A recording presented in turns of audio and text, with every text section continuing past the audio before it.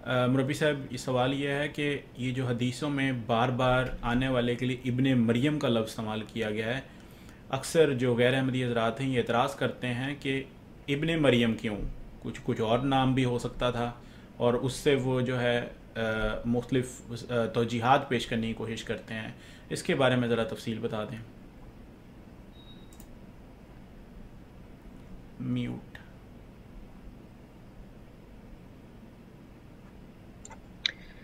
जज़ाकल्लाह शराज साहब, बड़ा अहम सवाल आपने किया है और वाकई ये सवाल जो है वो लोगों के जहनों में उठता होगा। लेकिन इस सवाल को नज़र रखते हुए हमें खुदा ताला के जो सुन्नत है उसको भी मद्देनजर रखना चाहिए। हम सब इस बात पर ईमान रखते हैं कि हज़रत ईसा अलैहिस्सलाम जो थे वो एक सच्चे नबी थे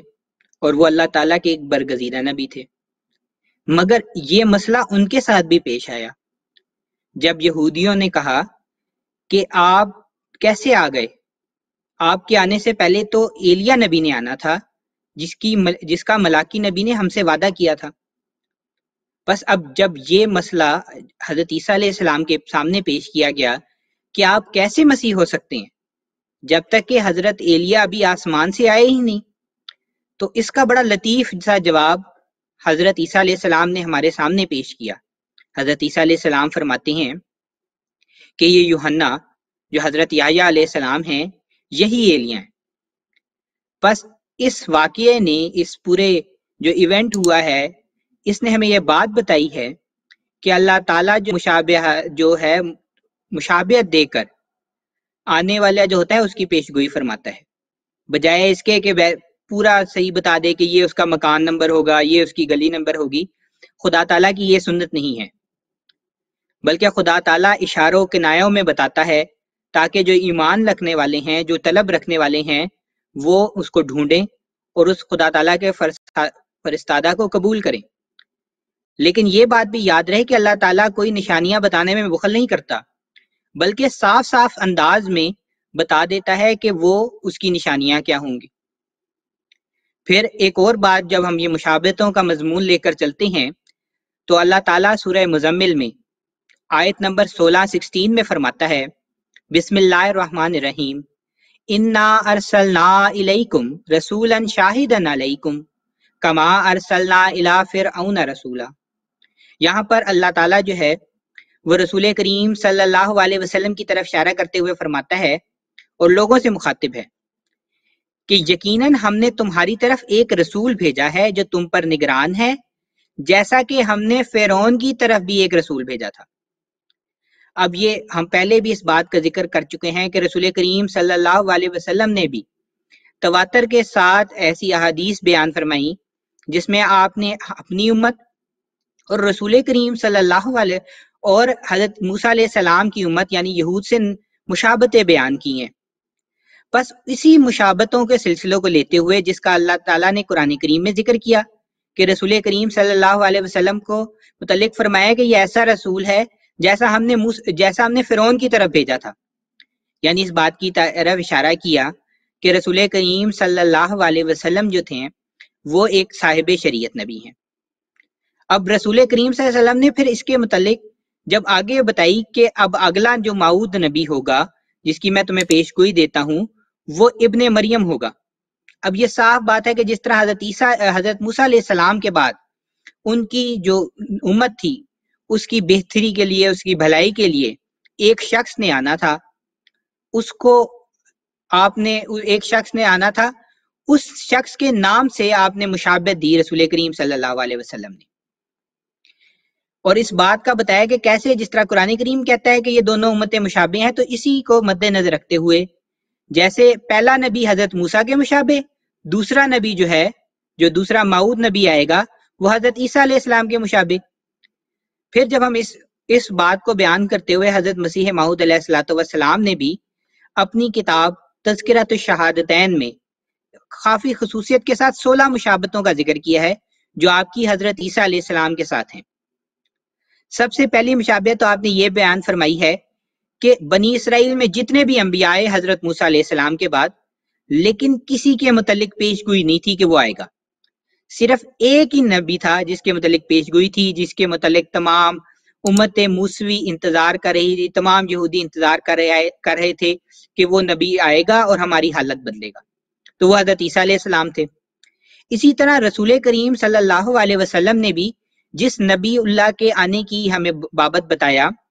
وہ آپ نے بتایا کہ وہ ابن مریم کے مشابہ ہوگا، نہ کہ یہ کہ وہ ابن مریم خود ہوگا، کیونکہ دوسری قرآن کریم کی آیات سے صاف پتہ لگتا ہے کہ حضرت عیسیٰ علیہ السلام وفات پا چکے تھے۔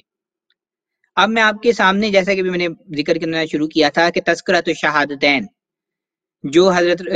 مسیح موعود علیہ السلام کی تصنیف لطیف ہے، اس میں آپ نے اپنی اور حضرت عیسیٰ علیہ السلام یعنی حضرت مسیح ابن مریم کی 16 خصوصیات اور مشابہتوں کا ذکر کیا ہے۔ تو میں آپ کے سامنے ان میں سے اب چند ایک رکھتا ہوں وقت کی مناسبت کے ساتھ۔ سب سے پہلی تو مشابہت جس کا بھی میں نے تھوڑی دیر پہلے ذکر کیا ہے، وہ یہ تھی کہ موعود نبی تھے، وعدہ دیا گیا تھا۔ حضرت عیسیٰ علیہ السلام کے آنے کا یہود کو وعدہ تھا، اور امام مہدی اور مسیح جو اس امت کے لیے تھا، اس کے آنے کا بھی رسول کریم صلی اللہ علیہ وسلم نے وعدہ دیا تھا۔ پھر اس کا دوسرا مشابہت اور خصوصیت یہ ہے جو حضرت عیسیٰ علیہ السلام کی اور حضرت مسیح موعود علیہ السلام کی ہے، وہ یہ ہے کہ جس وقت آپ آئے اور جس علاقے میں آپ آئے وہاں پر سلطنت برباد ہو چکی تھی۔ ہندوستان کے علاقے میں مسلمان ایک عرصہ دراز سے حکومت کرتے آ رہے تھے، مگر جب مسیح موعود علیہ السلام کا نزول ہوا تو وہ سلطنت ختم ہو چکی تھی۔ اسی طرح یہود کی بھی سلطنت جو کافی عرصے سے یروشلم اور اس کے اطراف میں وہ کرتے آ رہے تھے، وہ ختم ہو چکی تھی، اور اب وہاں پر ایک باہر کی حکومت حاکم تھی۔ اور یہاں پہ بھی ہم دیکھتے ہیں کہ جیسے روم نے یروشلم کو اور فلسطین کے علاقے کو اپنی کالونی بنایا ہوا تھا، وہاں پہ ان کا گورنر ہوتا تھا اور وہ تمام اہم فیصلے کرتا تھا۔ اسی طرح جہاں پہ حضرت مسیح موعود علیہ السلام حضرت مرزا غلام احمد قادیانی آئے تو اس وقت ہندوستان کی بھی یہی حالت تھی، وہاں پر بھی مسلمانوں کی اپنی حکومت ختم ہو چکی تھی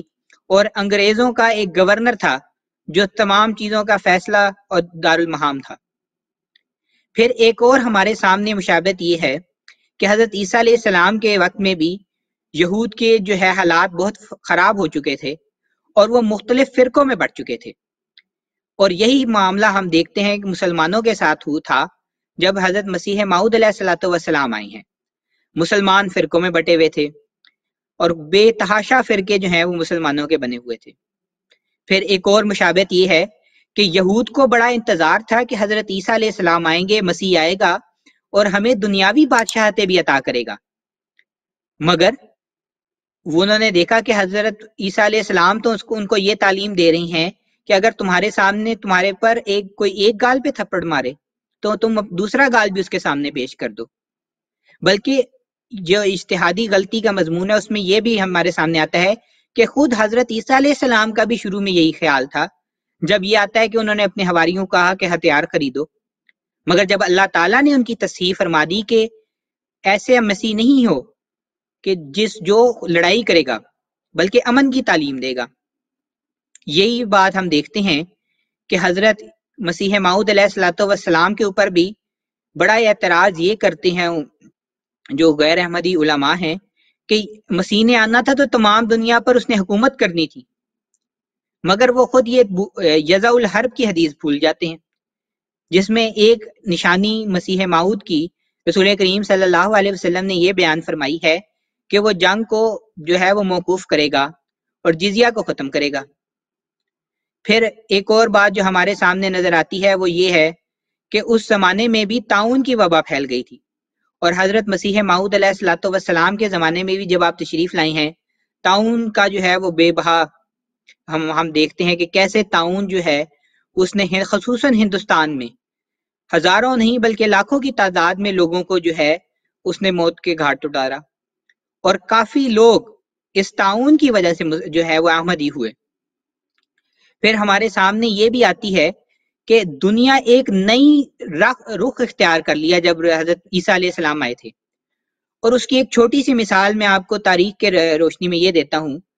کہ جو رومن حکومت تھی اس کی ایک بڑی خوبی یہ تھی کہ وہ ایک قسم کی پکی سڑکیں بنانے میں ان کا بڑا کام ہوتا تھا کہ وہ جس علاقے میں جاتے تھے وہ کوشش کرتے تھے، مطلب آج کی جس طرح سڑکیں ہو رہے ہیں اس طرح کی تو نہیں، مگر سڑکوں پر پتھر لگا کر اور غلام انہوں نے رکھے ہوتے تھے تاکہ ان کی جو ایک جگہ سے دوسری جگہ تک آنے جانے کا سفر ہے وہ تیز ہو، اور اس سے تجارت میں بھی بہتری آتی تھی. اگر کوئی اسی جگہ پر آپ نے فوجیں پہنچانی ہے تو اس میں بھی تیزی آتی تھی. اور یہی ہم دیکھتے ہیں کہ انہوں نے جس وقت دنیا میں پکی سڑکیں بنائی ہیں رومنز نے، اس کے بعد کوئی ایسی ٹرانسپورٹیشن کے نظام میں کوئی جدت نہیں آئی. تقریباً وہی گھوڑے، گدے، خچر وغیرہ استعمال ہوتے تھے جو پہلے ہوتے تھے. مگر جب یہ مسیح آیا ہے جو امت محمدیہ کا مسیح ہے، تو جیسے آپ آئے ہیں تو آپ کے آنے کے ساتھ ہی ٹرانسپورٹیشن کے نظام میں ایک جدت آ گئی، اور وہ جدت سب سے پہلے ہمارے سامنے ریل کی شکل میں ظاہر ہوئی ہے. اور ریل نے سفر جو ہے وہ گھنٹوں کا منٹوں میں کر دیا، اور دنوں کا جو ہے وہ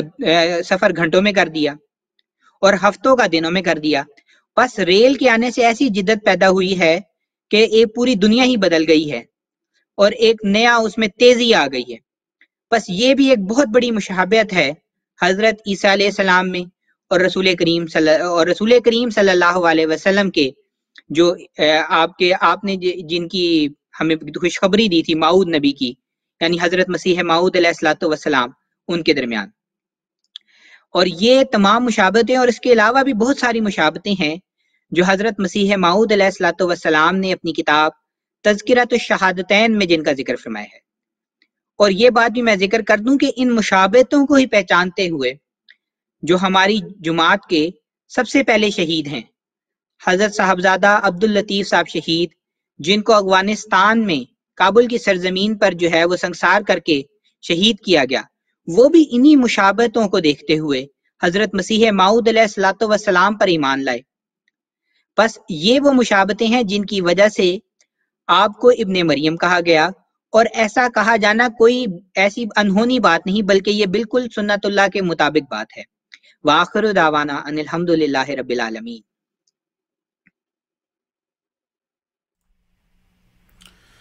جزاک اللہ ربی صاحب، آپ نے بڑی تفصیل کے ساتھ تذکرۃ الشہادتین کا اپنے حوالہ دیا ہے. تو میں ناظرین کو سے یہ ضرور گزارش کروں گا کہ آپ اس کتاب کو پڑھیں. اس میں 16 مشابہتیں جو ہیں وہ مسیح علیہ السلام نے اس میں تحریر فرمائی ہیں، اور آپ کو خود اندازہ ہو جائے گا کہ یہ کیوں پڑھنی ضروری ہے اور اس کا فائدہ کیا ہوگا. کیونکہ جب جیسے میں اپنی بات کرتا ہوں کہ میں ایک نیا احمدی ہوں، میں نے پہلے میں پیدائشی احمدی نہیں ہوں، تو اسی طریقے سے جب آپ کسی مسیح کو پہچانتے ہیں تو آپ چاہتے ہیں کہ آپ اس کو اور مضبوطی سے اس کو پکڑ لیں. آپ چاہتے ہیں کہ جس سے آپ پیار کرتے ہیں اس سے آپ کا تعلق اور مضبوط ہو جائے. تو جب آپ یہ جو شناخت مختلف مشابہات ہیں، یہ جب آپ مسیح علیہ السلام میں شناخت کریں گے کہ یہ دیکھو یہ ہیں ان کی باتیں، یہ ان کی خصوصیات ہیں، تو آپ کا تعلق مسیح علیہ السلام سے اور خلافت سے اور مضبوط ہو جائے گا. اور خاص طور پر جو غیر احمدی حضرات ہیں وہ ان کے لیے یہ، کیونکہ یہ سوال کے جوابات دیے جا رہے ہیں، تو اس میں اگر وہ ان کو دور جانے کی ضرورت نہیں ہے. alislam.org ہماری ویب سائٹ ہے، اس کے اوپر یہ کتاب موجود ہے، اور آپ بڑی ایزیلی ڈاؤن لوڈ کر کے PDF کے ذریعے فون کے اوپر، موبائل کے اوپر، کمپیوٹر کے اوپر ڈاؤن لوڈ کر کے پڑھ سکتے ہیں. جزاک اللہ ربی صاحب. اگر آپ کو ہماری ویڈیو اچھی لگی ہو تو ہماری حوصلہ افزائی کے لیے ویڈیو کو لائک اور شیئر کریں، اور ہمارے چینل کو سبسکرائب کریں، اور بیل کا آئیکن بھی دبا دیں تاکہ آپ کو ہماری نئی ویڈیو مل سکے.